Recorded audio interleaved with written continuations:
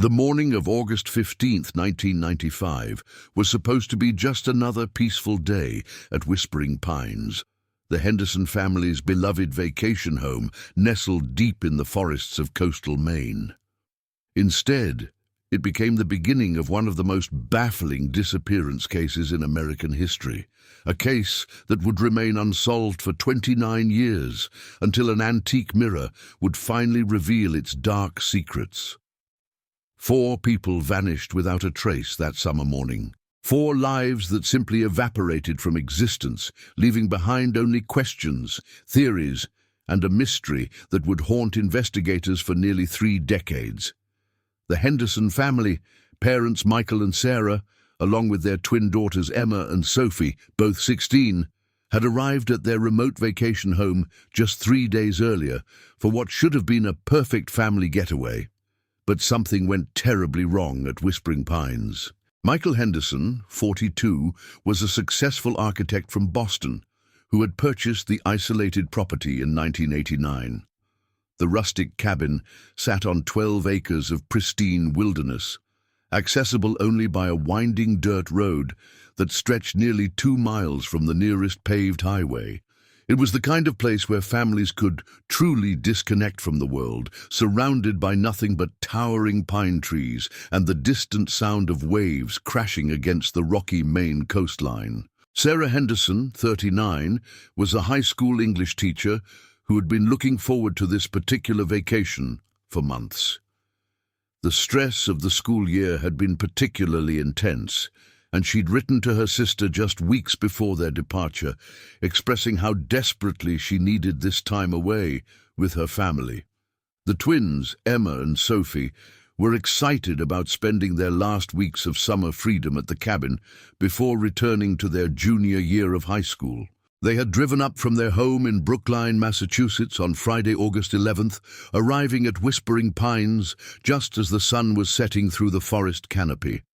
Neighbors from the few scattered properties in the area later recalled seeing smoke rising from the cabin's chimney that first evening, and one reported hearing laughter echoing across the lake as the family settled in for what they believed would be a wonderful week together.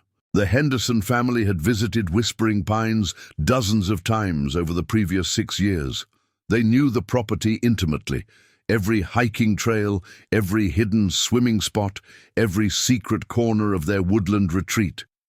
Michael had even added several improvements to the original structure, including a screened-in porch and a small dock that extended into the crystal-clear mountain lake that bordered their property's eastern edge. Saturday and Sunday passed normally. The family was seen in the small town of Pine Harbor, about 8 miles away, purchasing groceries and supplies. Emma and Sophie had struck up conversations with local teenagers at the general store, talking about their plans to explore some of the more remote hiking trails that week. Sarah had bought postcards to send to friends back home, and Michael had chatted with the store owner about the beautiful weather they'd been having. Everything seemed perfectly normal, perfectly ordinary. Perfectly safe. But Monday night, August 14th, something changed at Whispering Pines. Mrs. Dorothy Chen, whose family owned the nearest neighboring property about half a mile away, would later tell investigators that she remembered hearing what sounded like raised voices coming from the direction of the Henderson cabin sometime around 9:30 that evening.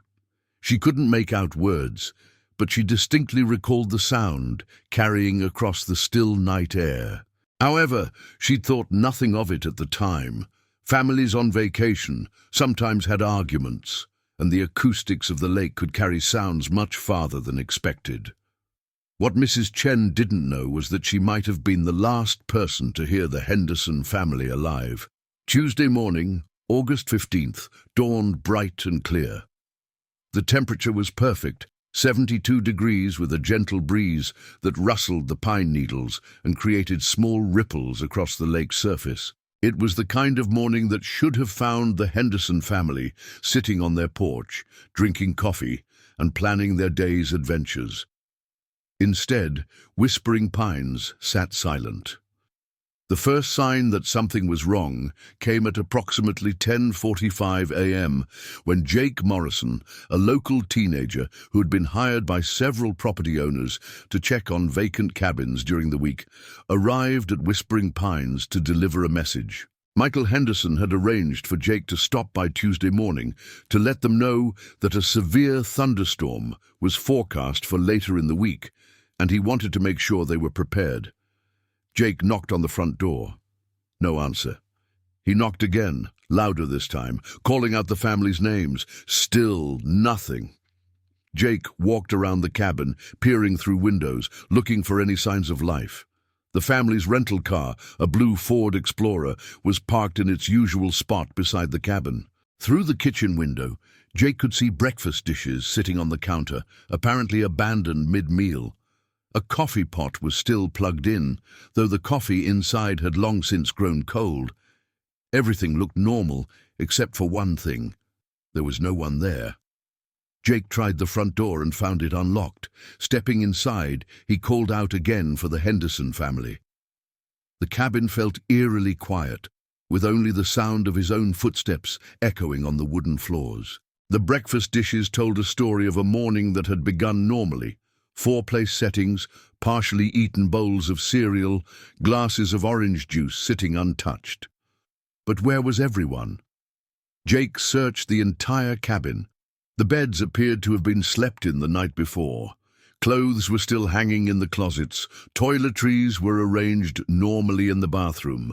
Nothing appeared to be missing or disturbed. It was as if the Henderson family had simply vanished into thin air while eating breakfast. Growing increasingly concerned, Jake drove to the nearest house with a telephone and called the Cumberland County Sheriff's Office. Deputy Sheriff Robert Walsh arrived at Whispering Pines at 12:15 p.m., and within an hour, the quiet vacation property had been transformed into an active crime scene. Sheriff Patricia Dawson took personal charge of the investigation. A 20-year veteran of law enforcement, she had seen her share of missing person cases, but something about the Henderson disappearance struck her as particularly unsettling from the very beginning. The complete absence of any signs of struggle, the unlocked door, the abandoned breakfast, it all suggested that whatever had happened to this family had happened suddenly and without warning. The initial search of the property yielded few clues. The cabin appeared exactly as a family might leave it during a peaceful vacation. Beds unmade, personal belongings scattered around, vacation reading materials left open on side tables. The only thing that seemed even slightly out of place was that the family's hiking boots, which were normally kept by the front door, were missing. This discovery led investigators to theorize that the Henderson family might have left the cabin for an early morning hike, perhaps deciding to walk to one of their favorite spots before finishing breakfast. But if that were the case, why hadn't they returned? And why would they leave the door unlocked and their breakfast sitting out? Search teams began combing the surrounding wilderness immediately. The Maine Forest Service provided additional personnel, and by late afternoon on August 15th, more than 40 people were searching the woods around Whispering Pines. They found nothing, no footprints on the hiking trails, no signs of disturbance in the forest, no evidence that the Henderson family had ever left their cabin that morning. As the first day of searching came to an end without any trace of the missing family, Sheriff Dawson began to suspect that this was no ordinary disappearance case.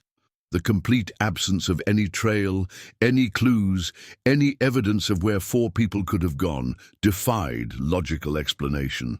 The search continued for 6 days, expanding to cover a radius of more than 5 miles around the Henderson property. Helicopters with thermal imaging equipment swept the forest canopy. Divers searched the depths of the mountain lake. Volunteers with search dogs covered every hiking trail, every stream bed, every possible place where a family might have encountered trouble. They found absolutely nothing. On August 21st, 1 week after the Henderson family vanished, Sheriff Dawson made the difficult decision to scale back the active search.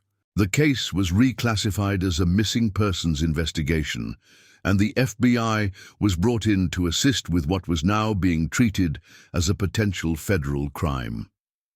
Special Agent Diana Foster arrived from the Boston field office on August 22nd. A specialist in complex disappearance cases, Agent Foster brought fresh eyes and new resources to the investigation. She immediately ordered a more thorough examination of the cabin itself, looking for any evidence that might have been missed during the initial search.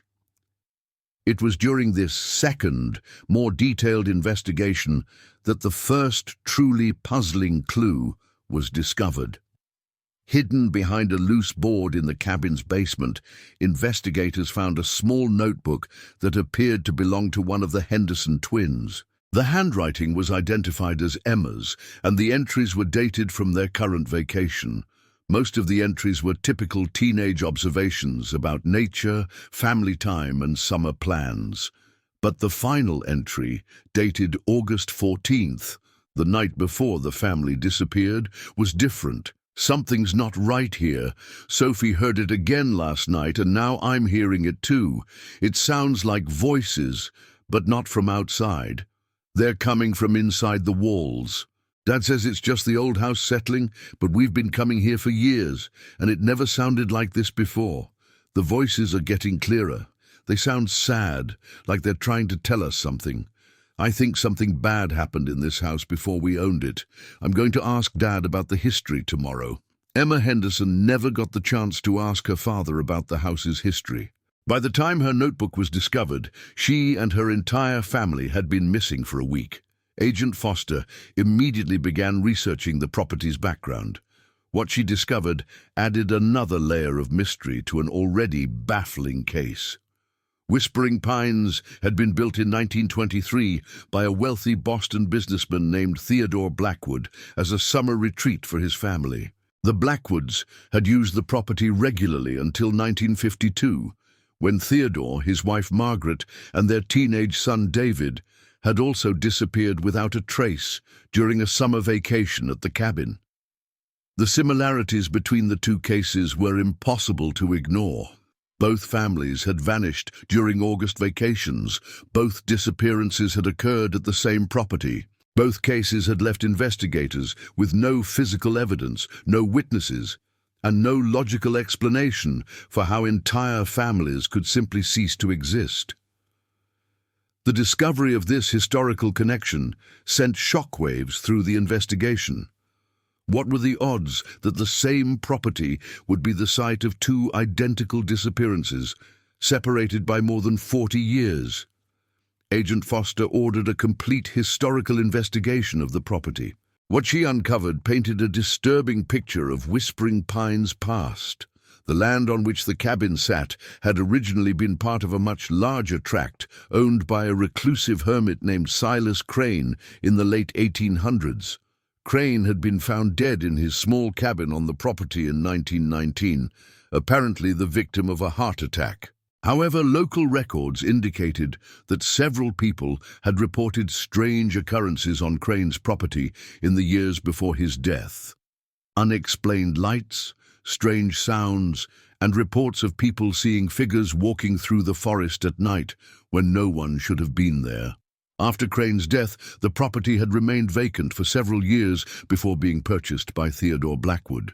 Blackwood had torn down Crane's original cabin and built the larger, more comfortable structure that would later become Whispering Pines. But even after the construction of the new cabin, strange reports had persisted.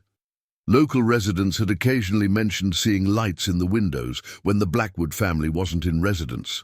Some had reported hearing what sounded like voices or music coming from the direction of the property on nights when it should have been empty. These reports had largely been dismissed as folklore or imagination until the Blackwood family's disappearance in 1952. After that event, the property had gained a reputation for being cursed or haunted, and it had remained vacant for decades. The property had changed hands several times between 1952 and 1989, but no one had ever stayed there for extended periods. Most owners had used it only occasionally for day trips or very brief visits. Some had reported feeling uncomfortable or unwelcome at the cabin, though none could explain exactly why. Michael Henderson had purchased the property in 1989 from an elderly man who was eager to sell after inheriting it from a deceased relative. The seller, according to real estate records, had never even visited the property and had sold it well below market value, apparently just wanting to be rid of it. This historical research provided context, but it didn't bring investigators any closer to finding the Henderson family. As summer turned to fall and fall turned to winter, the case grew cold.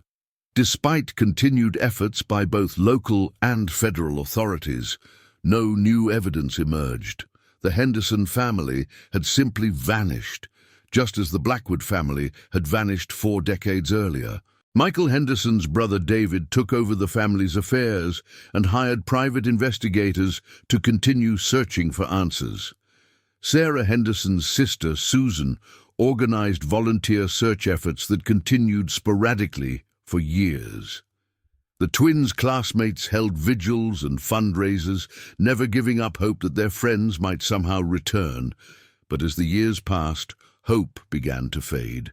The Henderson disappearance joined the growing list of America's unsolved mysteries, filed away in boxes of evidence that gathered dust in storage rooms. The cabin at Whispering Pines was eventually sold by the Henderson family estate to pay for ongoing legal expenses.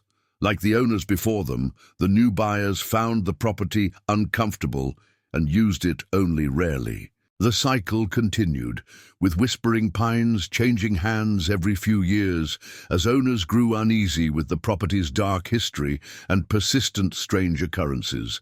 Local teenagers began daring each other to spend nights at the supposedly haunted cabin. Most of these adventures ended with frightened kids running back to town with stories of unexplained sounds and moving shadows. Over time, Whispering Pines became a local legend, a place that sensible people avoided after dark. The Henderson case officially remained open, but active investigation had long since ceased. Detective files were transferred to storage. Evidence boxes were archived. The mystery of what happened to 4 members of a loving family during a peaceful summer vacation seemed destined to remain forever unsolved. Sheriff Patricia Dawson retired in 2003, taking with her the frustration of never finding answers for the Henderson family's loved ones. Agent Diana Foster was transferred to other cases, but she never forgot the puzzling disappearance that had consumed so many months of her career. For 29 years, the truth about what happened at Whispering Pines remained hidden. The Henderson family became a cautionary tale, a reminder that sometimes good people simply vanish without explanation, leaving behind only questions and heartbreak. But truth has a way of surfacing, even after decades of burial. In March of 2024, 29 years after the Henderson family disappeared, Whispering Pines was purchased by a young couple from Portland who were looking for a fixer-upper property where they could build their dream home. Jessica and Mark Chen, no relation to the Dorothy Chen who had been the Hendersons' neighbor decades earlier, had bought the property site unseen through an online auction, attracted by the low price and beautiful location. They had no idea about the property's dark history when they arrived to begin renovation work on the old cabin. Their plan was to modernize the structure while maintaining its rustic charm, creating a permanent residence where they could escape the busy pace of city life.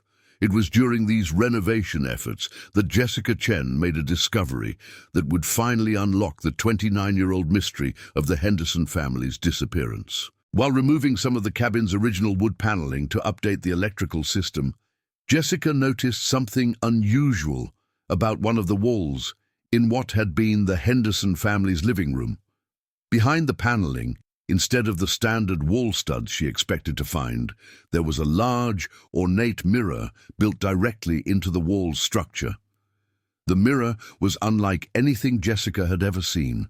Its frame appeared to be made of some kind of dark, intricately carved wood, and the mirror's surface had an unusual quality that seemed to reflect light in strange ways. Most puzzling of all, the mirror appeared to be much older than the cabin itself, suggesting it had been specifically built into the wall during the structure's original construction in 1923. Jessica called her husband Mark to show him the unusual discovery. Neither of them had any experience with antique mirrors, but something about this particular piece felt significant. The craftsmanship was clearly exceptional, and the mirror was obviously valuable. But as Jessica and Mark stood looking at their unusual find, something happened that would change everything. In the mirror's reflection, instead of seeing their own faces looking back at them, they saw something impossible.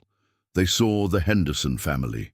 Michael, Sarah, Emma, and Sophie Henderson were standing in the same room, looking exactly as they had on that August morning in 1995, when they had vanished without a trace. They appeared to be trying to communicate something, their mouths moving urgently, though no sound could be heard. Jessica and Mark stumbled backward, certain they were imagining things. But when they looked into the mirror again, the Henderson family was still there, still trying desperately to convey some message. That's when they realized that this antique mirror didn't just reflect the present, it was somehow showing them the past. And after 29 years of silence, the Henderson family was finally going to tell their story. Jessica Chen's hands trembled as she reached for her phone to record what she was seeing. The Henderson family stood in the mirror's reflection, their images crystal clear, despite the impossible fact that they should have been looking at an empty room. Mark grabbed her arm, his voice barely a whisper. "This can't be real. Mirrors don't work like this."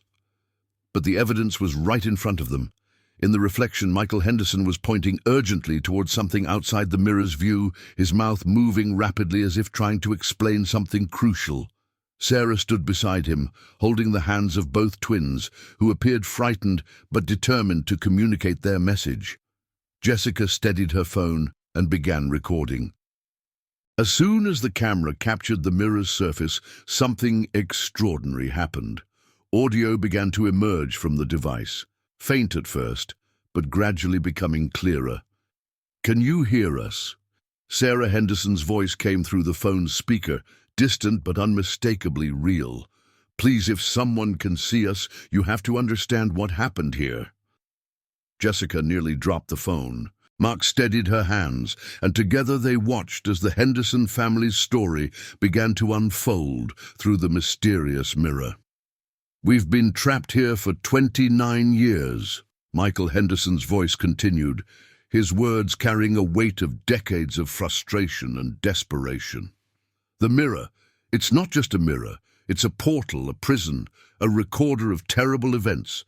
We're not dead, but we're not alive either. We're caught between worlds, and this place, Whispering Pines, it feeds on families like ours." The image in the mirror shifted, and suddenly Jessica and Mark were seeing events from August 14th, 1995. The Henderson family was sitting around their breakfast table just as they had been found the next morning. But now Jessica and Mark could see what the investigators had missed 29 years ago. It started with the voices. Emma Henderson's voice came through clearly now. "Sophie and I heard them first, on our second night here. They sounded like children, calling for help. We thought maybe someone was lost in the woods, but when we looked outside, there was no one there."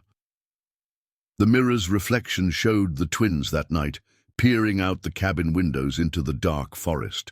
Their faces were pressed against the glass, straining to see the source of the cries they could hear so clearly. "We told Mom and Dad about the voices." Sophie's voice joined her sister's. "Dad went outside with a flashlight to search, but he couldn't hear what we were hearing. The voices only came when adults weren't listening." The scene in the mirror changed again, showing Michael Henderson walking through the forest with a powerful flashlight, calling out to see if anyone needed help, but the beam of his light revealed only empty trees and shadows. By the third night, August 14th, the voices were getting stronger. Sarah Henderson's voice took over the narration. Even Michael and I could hear them by then. But they weren't coming from outside the cabin. They were coming from inside the walls themselves. Jessica and Mark watched in fascination and growing horror as the mirror showed them the Henderson family's final evening. The family was gathered in the living room, the very room where Jessica and Mark now stood, listening to disembodied voices that seemed to emanate from the walls around them. The voices were speaking in different languages, different time periods, Michael explained through the mirror. Some sounded like they were from the 1950s. Others seemed much older. We realized we weren't the first family to experience this phenomenon. The mirror's image shifted to show Theodore Blackwood and his family in the same cabin.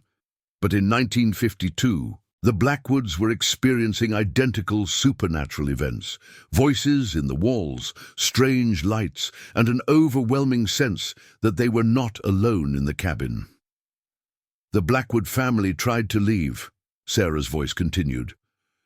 We could see them in the mirror, even back then.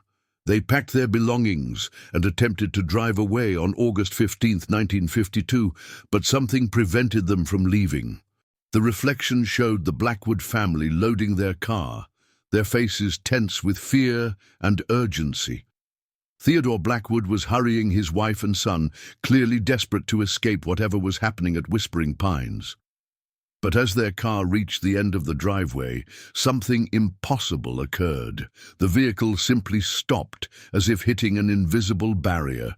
No matter how hard Theodore pressed the accelerator, the car would not move forward. They were trapped on the property, unable to leave despite their desperate attempts. We watched the Blackwoods through the mirror, Emma's voice explained. We could see their entire ordeal playing out like a movie. They tried everything, walking through the forest, calling for help, even attempting to break the windows of their own cabin to escape. Nothing worked.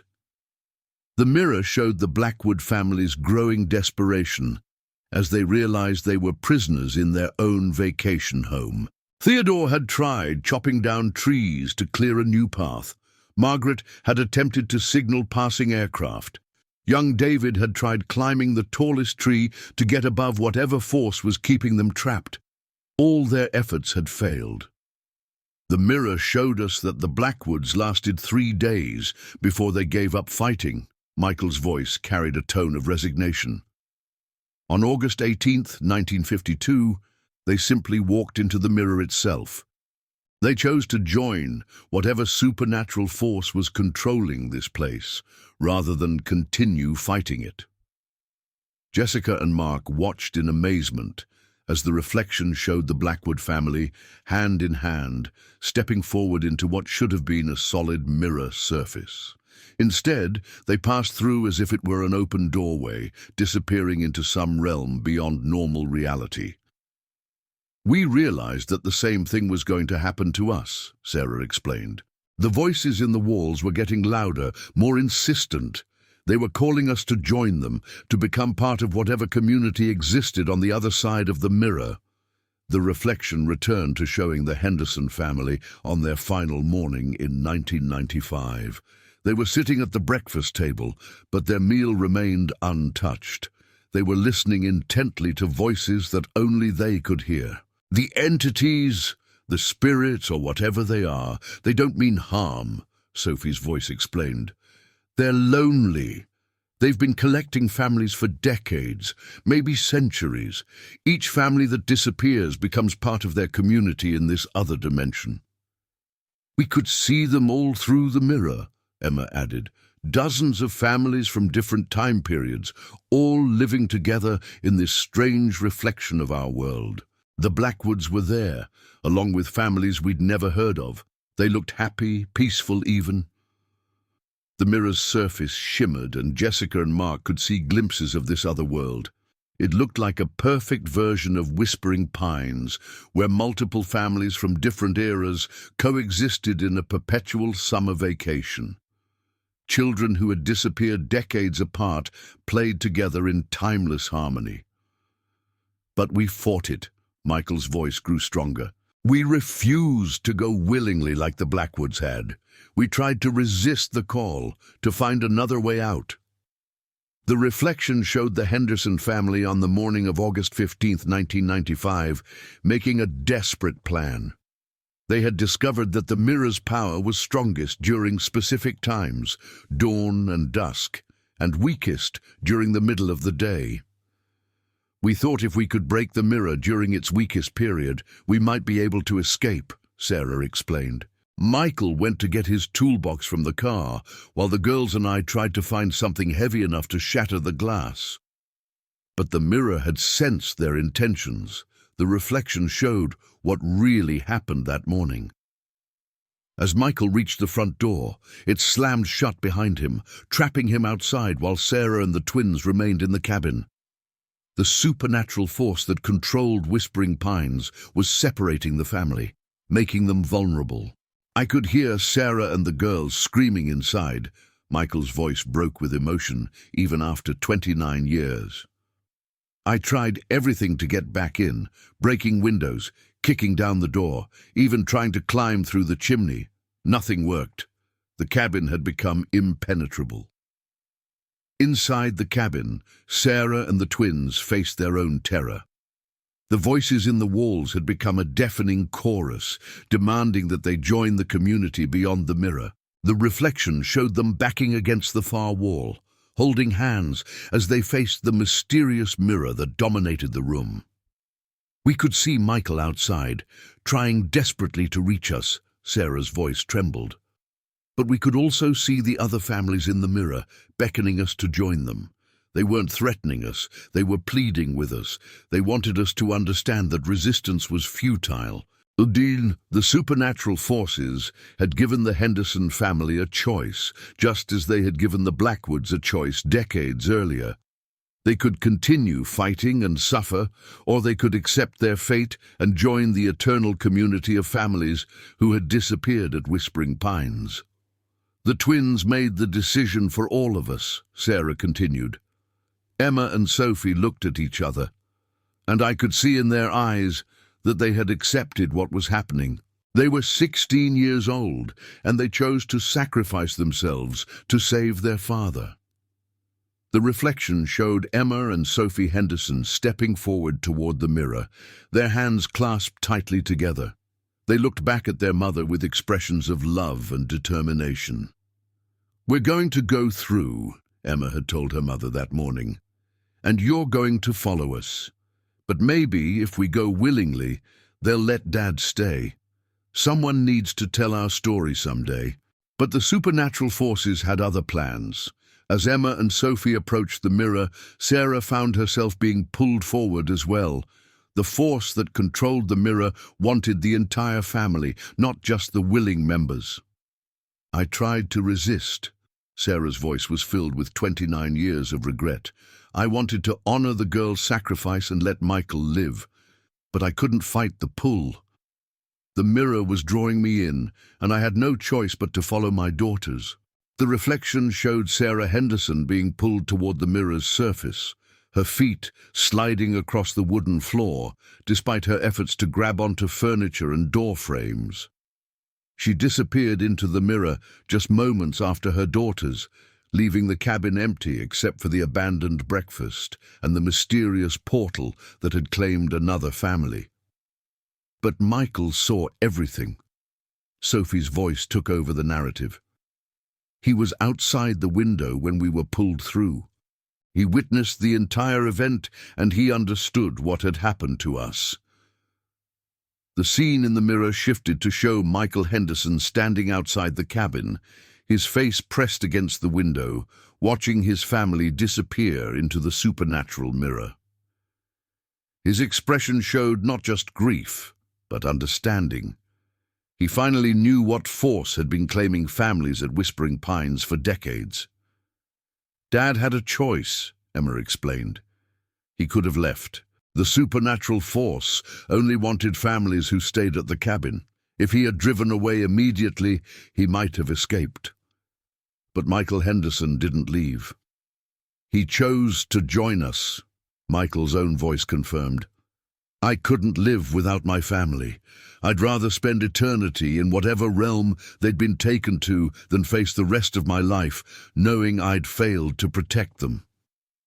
The reflection showed Michael Henderson walking calmly back into the cabin, moving directly toward the mirror that had claimed his wife and daughters. Unlike his family, who had been pulled through against their will, Michael stepped into the mirror's surface voluntarily. And that's how we all ended up here, Sarah concluded, trapped in a reflection of our world, unable to return to life, but unable to truly die either. We exist in this place where all the disappeared families of Whispering Pines live together, watching the world continue without us. Jessica and Mark stood in stunned silence, processing the incredible story they had just witnessed. The Henderson family's 29-year mystery had finally been solved, but the revelation raised even more questions. "Are you in pain?" Jessica asked, speaking directly to the mirror for the first time. "No," Sarah answered immediately. "It's not painful. It's just incomplete. We exist, but we don't truly live. We can see the world through this mirror, but we can't interact with it. We've watched other families come and go, seen the world change, but we can't be part of it." "How many families are there with you?" Mark asked. The mirror's reflection shifted to show a wider view of the supernatural realm where the Henderson family existed. Jessica and Mark could see dozens of people from different time periods, all living in perfect harmony in what appeared to be an idealized version of the Maine countryside. 17 families, Michael answered. The oldest ones date back to the 1890s, shortly after this land was first settled. We're not the most recent either. 3 more families have joined us since 1995. This revelation sent a chill through Jessica and Mark. If families had continued to disappear at Whispering Pines after the Hendersons, why hadn't they heard about these cases? "The supernatural force that controls this place has become more subtle over the years," Emma explained, seeming to read their thoughts. "After our disappearance attracted so much attention, it began targeting families who wouldn't be missed as much. Drifters, people without strong community ties, families who were already isolated from their relatives. But now you're here," Sophie added, her voice carrying a note of concern, "and you've discovered the mirror. That means you're at risk of becoming the next family to join our community." Jessica instinctively grabbed Mark's hand. They had come to Whispering Pines to build their dream home, but they had stumbled into a supernatural trap that had been claiming lives for more than a century. "Can we destroy the mirror?" Mark asked urgently. "Others have tried," Michael answered sadly. "The mirror appears to be indestructible by conventional means, and even if you could damage it, you might trap us here forever, unable to ever communicate with the living world again." "Then how do we escape?" Jessica asked, her voice rising with panic. "You might not be able to," Sarah answered honestly. "The supernatural force knows you've discovered its secret. It will try to claim you, just as it claimed us. Your only hope is to leave immediately and never return." But even as Sarah spoke these words, Jessica and Mark heard a sound that made their blood run cold. The front door of the cabin, which they had left open when they arrived that morning, slammed shut with a thunderous bang. They were trapped at Whispering Pines, just as the Henderson family had been trapped 29 years earlier. "Run!" Emma's voice came urgently through the mirror. "Try to get to your car. If you can reach the main road, you might still have a chance." Jessica and Mark ran toward the front door, but it wouldn't budge. The windows that had been easy to open during their renovation work were now sealed shut. The cabin had become a prison, just as it had for every family that had discovered its supernatural secret. "The mirror," Sophie called out. "It's the only way. You have to come through the mirror and join us. It's not death, but it's not life either. You'll exist here with all of us, forever." Jessica and Mark looked at each other, seeing their own terror reflected in their partner's eyes. They had come to Whispering Pines to start a new life together, but instead they had discovered a supernatural trap that had been claiming families for generations. The voices in the walls began, just as they had for the Henderson family decades earlier. But this time, Jessica and Mark could hear not just the mysterious entities that controlled the mirror, but the voices of all 17 families who had been trapped in the supernatural realm over the past century. They were calling Jessica and Mark to join them, to accept their fate and become part of the eternal community of disappeared families. But Jessica and Mark weren't ready to give up. Unlike previous families who had discovered the mirror's secret, they had one advantage. They knew the full story of what had happened to their predecessors. They understood the supernatural force they were facing, and they were determined to find a way to escape the trap that had claimed so many others. The question was whether knowledge would be enough to save them, or whether they would become the 18th family to vanish at Whispering Pines. The voices grew louder, more insistent, as the supernatural force that controlled the mirror prepared to claim its newest victims. Jessica and Mark held hands, facing the mirror that showed them 17 families who had failed to escape this very same situation. Their fight for survival was about to begin. The voices in the walls grew deafening as Jessica and Mark stood trapped in the cabin, facing the same impossible choice that had confronted 17 families before them. The supernatural mirror pulsed with an otherworldly energy, and through its surface they could see the Henderson family watching their struggle with expressions of sympathy and desperate hope. "There has to be another way," Jessica said, her voice barely audible over the chorus of supernatural voices demanding their surrender. 17 families can't all have tried the same escape methods. Mark examined the cabin walls, looking for any weakness in the supernatural barrier that held them prisoner. But as he pressed against the windows and doors, he realized something the previous families might have missed. "Jessica, look at this," he called out, running his hands along the wall where they had discovered the mirror. "This isn't original construction. Someone built this wall specifically to house the mirror." Through the mirror, Michael Henderson's voice came urgently. "Mark's right. I'm an architect. I should have noticed this in 1995. The mirror was installed deliberately. Someone wanted it to be hidden but accessible."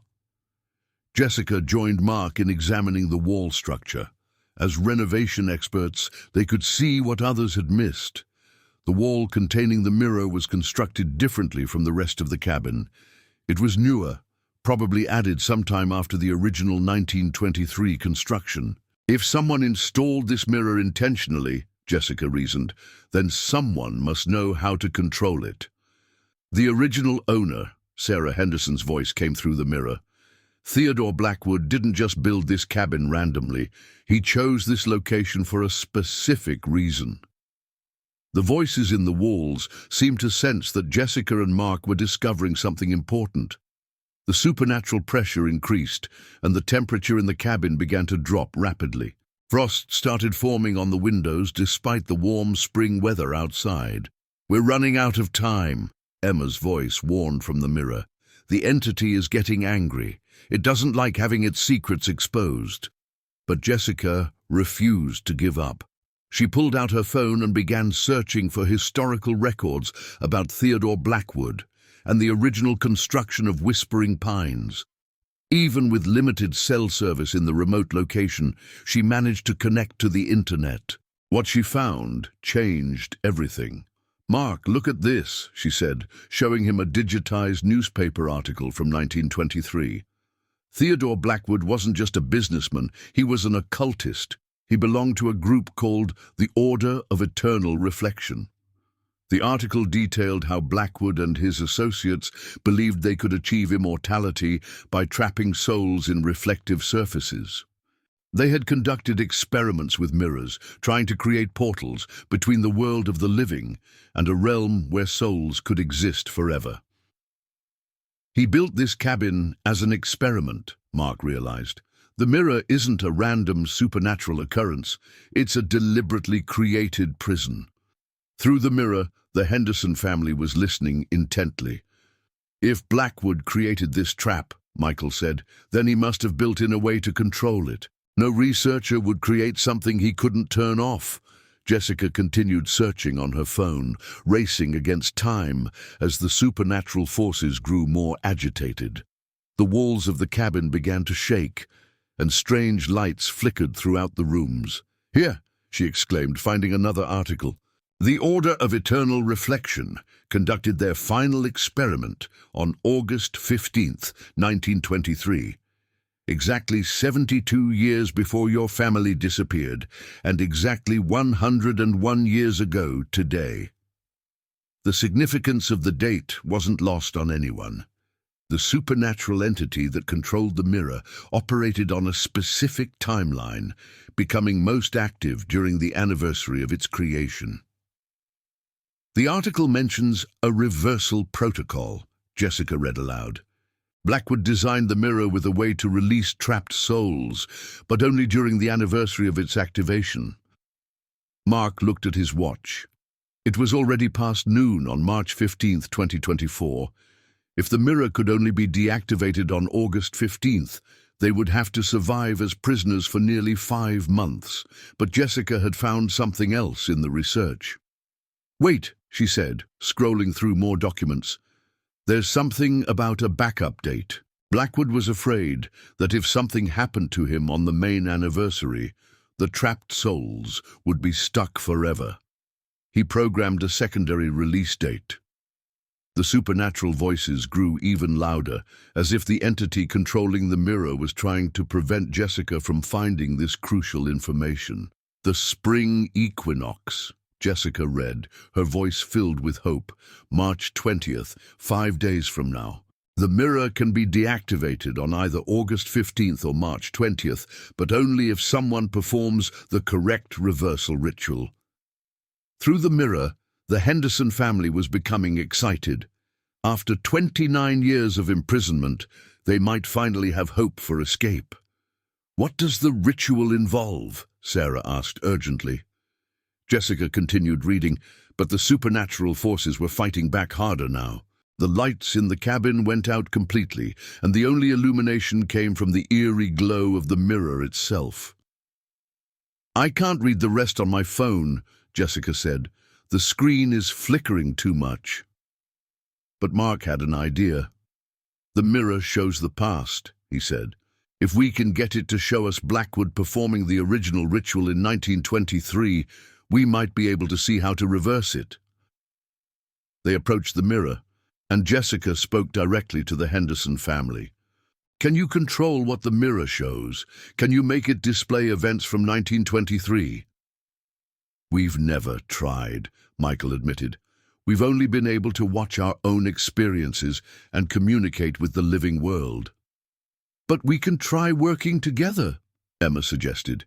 "Maybe if all 18 families concentrate on the same time period, we can force the mirror to show us what we need to see." Through the mirror, Jessica and Mark could see the Henderson family joining hands with other families from different time periods. The supernatural realm on the other side of the mirror was filled with people from across more than a century, all focusing their combined will on accessing the mirror's memory of its original creation. The mirror's surface began to shimmer and change. Instead of showing the current supernatural realm, it started displaying images from August 15th, 1923. Theodore Blackwood appeared in the reflection, standing in the same cabin where Jessica and Mark were now trapped. But in 1923, the cabin looked different. Newer, more ornate, and filled with occult symbols and strange artifacts. Blackwood was not alone. 5 other members of the Order of Eternal Reflection were with him, all wearing dark robes and carrying what appeared to be ancient books and ritual implements. "Perfect," Blackwood was saying in the reflection. "The mirror is prepared. We'll begin the ceremony at midnight, when the veil between worlds is thinnest." Jessica and Mark watched as the 1923 version of the ritual unfolded. Blackwood and his associates arranged themselves in a circle around the mirror, each holding a black candle and reciting incantations in what sounded like Latin. "I can't understand what they're saying," Mark whispered. But through the mirror, Sophie Henderson's voice came clearly. "I studied Latin in school. They're calling on dark entities to inhabit the mirror and collect souls for their eternal realm." The ritual in the reflection showed Blackwood activating the mirror's supernatural properties. As the ceremony reached its climax, the mirror's surface began to glow, with the same eerie light that Jessica and Mark were seeing now, more than a century later. But then something went wrong in the 1923 ceremony. One of Blackwood's associates, a younger man who appeared to be having second thoughts about the experiment, began backing away from the circle. "Theodore, I think we should stop. This feels too dangerous." Blackwood ignored his colleague's concerns and continued the ritual, but as he spoke the final incantation, the mirror suddenly flared with blinding light. When the glow faded, Blackwood's hesitant associate was gone, apparently pulled into the mirror and becoming its first victim. "The mirror was supposed to be controllable," Blackwood was saying in the reflection, his voice filled with panic. "We should be able to send souls into the eternal realm and bring them back at will." But the supernatural entity that now inhabited the mirror had its own agenda. It had tasted human souls and wanted more. The remaining members of the Order of Eternal Reflection found themselves trapped in their own creation, just as future families would be trapped. "The reversal ritual," Jessica called out urgently. "We need to see how they plan to reverse the process." The mirror's reflection shifted to show Blackwood frantically searching through his occult books, looking for a way to undo what he had done. His remaining associates were backing toward the cabin's exits, but the doors and windows had already sealed themselves shut. "Here," Blackwood was saying, reading from an ancient tome, "the reversal requires the willing sacrifice of someone who understands the mirror's true nature, but the sacrifice doesn't have to be permanent if performed correctly." Jessica and Mark listened intently as the reflection showed Blackwood explaining the reversal process to his trapped colleagues. "Someone must enter the mirror willingly, not as a victim, but as a liberator," Blackwood read. "They must speak the counter-incantation from within the supernatural realm, while someone in the physical world breaks the mirror's connection to its power source." "What's the power source?" one of Blackwood's associates asked in the reflection. "The original ceremonial circle," Blackwood answered, "the symbols we carved into the floor beneath the mirror. If someone can disrupt those symbols while the counter-incantation is being spoken from within the mirror, the entire supernatural prison should collapse." But before Blackwood could attempt the reversal ritual, the mirror claimed him and his remaining associates. They disappeared into the supernatural realm, becoming some of the earliest families that the Henderson family had mentioned encountering in their imprisonment. The reflection faded, returning to show the current supernatural realm, where 17 families waited hopefully for Jessica and Mark to attempt what Blackwood and his associates had failed to accomplish. "Did you understand the ritual?" Michael Henderson asked urgently. "I think so," Jessica answered. "Someone has to go into the mirror voluntarily and speak a counter-incantation while someone else destroys the symbols under the mirror." "No, but we don't know what the counter-incantation is," Mark pointed out. "Yes, we do." Sarah Henderson's voice came through clearly. "When Blackwood was reading from his book, I memorized the words. I've had 29 years to practice them. If one of you comes into the mirror with us, I can teach you the counter-incantation." Jessica and Mark looked at each other, realizing what this meant. One of them would have to voluntarily enter the supernatural realm, risking being trapped forever, like the 17 families before them. "I'll go," Jessica said immediately. "No," Mark protested. "We don't know if the reversal will work. If it fails, I won't lose you too." "And I won't lose you," Jessica replied firmly, "but someone has to try. These families have been trapped for decades. We might be their only chance for freedom." Through the mirror, the Henderson family was watching this debate with understanding. They had faced the same impossible choice 29 years earlier. "There's something else," Emma Henderson said suddenly. "The reversal ritual has to be performed on the backup date, March 20th. That's 5 days from now. If we miss that opportunity, we'll have to wait until August 15th. "Can we survive as prisoners here for 5 days?" Mark asked. "Probably," Michael answered. "The supernatural entity doesn't usually kill its prisoners quickly. It prefers to wear them down psychologically until they surrender willingly." Jessica made her decision. "Then we wait until March 20th, and we attempt the reversal ritual. But first, we need to find the ceremonial symbols under the mirror." Working together, Jessica and Mark began examining the floor around the mirror. Using tools from Mark's renovation kit, they carefully pried up the floorboards directly beneath the mysterious mirror. What they found confirmed everything they had learned from the reflection. Carved deep into the wooden subfloor were intricate occult symbols, exactly as Blackwood had described. The symbols formed a perfect circle, with the mirror positioned at its center.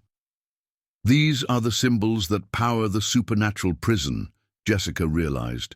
"If we can destroy them while someone speaks the counter-incantation from inside the mirror, we should be able to free everyone." But over the next 5 days, Jessica and Mark discovered that surviving as prisoners at Whispering Pines was more difficult than they had anticipated. The supernatural entity controlling the mirror subjected them to constant psychological pressure, trying to break their will and force them to surrender. They heard the voices of loved ones calling for help from outside the cabin, though they knew these were supernatural illusions. They experienced vivid nightmares even while awake, seeing horrific visions of what would happen to them if they continued to resist. The temperature in the cabin fluctuated wildly, sometimes dropping to near freezing and other times becoming unbearably hot. The lights flickered constantly and shadows moved independently of any light source. But through it all, the Henderson family and the other trapped families provided encouragement and support through the mirror. They shared stories of their own experiences, offered advice for resisting the supernatural pressure, and helped Jessica and Mark maintain their sanity during the 5-day ordeal. On the evening of March 19th, as they prepared for the reversal ritual the next day, Jessica and Mark had grown closer to the trapped families than they had ever expected. The Henderson family, in particular, had become like protective older relatives, guiding them through the supernatural nightmare. "Are you ready for tomorrow?" Sarah Henderson asked through the mirror. "As ready as we can be," Jessica answered. "But I'm scared. What if the ritual doesn't work? What if I get trapped in there with you permanently?" "Then you'll have 17 families who will take care of you forever," Michael replied gently. "But I believe the ritual will work. Blackwood designed this prison, but he also designed the key to open it." March 20th, 2024. The spring equinox dawned clear and bright. Jessica and Mark spent the morning making final preparations for the reversal ritual. Mark positioned his tools strategically around the ceremonial symbols, ready to destroy them at the exact moment Jessica spoke the counter-incantation from within the mirror. As noon approached, the time when the supernatural barrier would be weakest, according to Blackwood's research, Jessica approached the mirror for what might be the last time. "Remember," Sarah Henderson coached her through the mirror, "you have to enter willingly, with full knowledge of what you're doing. The counter-incantation must be spoken with absolute conviction, and Mark has to destroy all the symbols simultaneously, not one at a time." Jessica took a deep breath and placed her hand on the mirror's surface. Unlike previous families who had been pulled through against their will, she stepped forward deliberately, choosing to enter the supernatural realm to save the families trapped there. The sensation of passing through the mirror was indescribable. Jessica felt as if she was dissolving and reforming at the same time, existing in multiple dimensions simultaneously. But then she was through, standing in the supernatural realm with 17 families who had been waiting decades for this moment. The realm looked exactly like the Maine countryside around Whispering Pines, but perfected. The sky was always blue, the temperature always comfortable, and the forest always green and vibrant. It was beautiful, but Jessica could feel its artificial nature. This was a prison disguised as paradise. "Welcome," Michael Henderson said, embracing Jessica as if she were a long-lost family member. "We're going to get everyone home." Sarah Henderson began teaching Jessica the counter-incantation, the Latin words that Blackwood had never gotten the chance to use. The phrases were complex and had to be pronounced perfectly, but Jessica was determined to master them. Meanwhile, in the physical world, Mark was watching through the mirror as Jessica learned the ritual. He had his tools ready, hammers, chisels, and crowbars, to destroy the ceremonial symbols the moment Jessica gave him the signal. At exactly 3:33 p.m., the precise moment when day and night would be equal and the supernatural barriers would be weakest, Jessica began speaking the counter-incantation. The Latin words felt strange in her mouth, but she pronounced them exactly as Sarah had taught her. As she spoke, the supernatural realm began to tremble. The artificial perfection started to crack, revealing the prison's true nature. "Now, Mark," Jessica called out, her voice somehow carrying across dimensions. Mark began destroying the ceremonial symbols with systematic precision. Each strike of his hammer against the carved symbols sent shockwaves through both the physical cabin and the supernatural realm. The entity that controlled the mirror fought back desperately. The cabin shook violently, and supernatural winds howled through both dimensions. But Jessica continued speaking the counter-incantation, while Mark methodically destroyed every symbol in the ceremonial circle. As the final symbol was obliterated, something extraordinary happened. The mirror began to crack from the center outward, its supernatural prison finally breaking apart after more than a century of operation. The trapped families in the supernatural realm started to glow with brilliant light as they were finally freed from their imprisonment. "We're going home," Emma Henderson said, her voice filled with joy and disbelief. One by one, the 17 families began to fade from the supernatural realm, their souls finally released to whatever afterlife awaited them. They waved goodbye to Jessica, expressing gratitude for her sacrifice and courage. The Henderson family was the last to leave. They gathered around Jessica for a final farewell. "Thank you," Michael said simply. "You gave us what we've wanted for 29 years, the chance to rest in peace." "Will I be able to get back to Mark?" Jessica asked, suddenly worried that she might be trapped in the collapsing supernatural realm. "The counter-incantation works both ways," Sarah assured her. "You entered willingly as a liberator, not as a prisoner. You should be able to return to the physical world." As the Henderson family faded into peaceful light, Jessica felt herself being pulled back toward the physical dimension. The supernatural realm collapsed around her, its artificial paradise finally exposed as the prison it had always been. Jessica materialized back in the cabin just as the mirror's surface shattered completely, sending fragments of silvered glass across the wooden floor. Mark caught her as she stumbled back into the physical world, holding her tightly as they watched the last remnants of the supernatural prison destroy itself. The cabin felt different immediately. The oppressive atmosphere was gone, replaced by the normal sounds and sensations of an ordinary building. The voices in the walls had stopped. The temperature returned to normal. The doors and windows opened easily when Mark tested them. After 101 years of operation, the supernatural prison at Whispering Pines was finally destroyed. Jessica and Mark gathered the fragments of the shattered mirror and buried them in separate locations throughout the forest, ensuring that the supernatural prison could never be reassembled. They also filled in the carved symbols with concrete, permanently sealing the ceremonial circle that had powered the entity. 2 days later, they contacted the Cumberland County Sheriff's Office and reported their discovery of new evidence in the Henderson family disappearance case. They couldn't explain how they had found the information, but they provided detailed accounts of what had really happened to the Henderson family in 1995. The case was officially closed as resolved by new evidence, bringing closure to family members who had waited 29 years for answers. Similar closure was provided for the families of the Blackwood disappearance and several other missing person cases that had been connected to the Whispering Pines property.